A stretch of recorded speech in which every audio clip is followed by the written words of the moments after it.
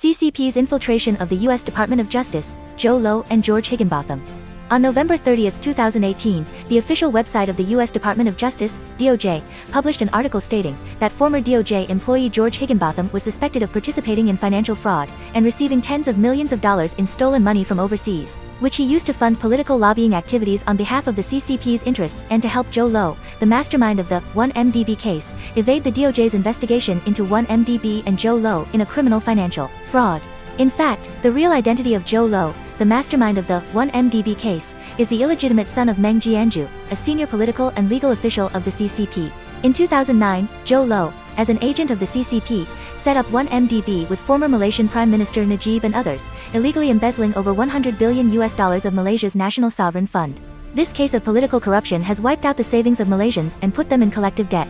After the case, Najib was arrested by the Malaysian police, but Joe Low absconded to his home country under the patronage of Meng Jianzhu and Sun Lijun of the CCP, and has not yet returned to justice. Public reports indicate that Joe Low was involved in the misappropriation of at least billions of dollars in funds, allegedly laundering money from them and paying hundreds of millions of dollars in bribes to foreign officials one after another. In 2017, as Miles Guo's revelations about high-level corruption in the CCP implicated the real interests of Meng Jianzhu and others, Joe Low and CCP spy Wu Zheng began bribing U.S. politicians, businessmen and judicial figures such as Stephen Wynn, Elliot Broidy, Higginbotham and Prakazrel Michel to try to lobby the Trump administration to repatriate Miles Guo, who had sought political asylum in the U.S.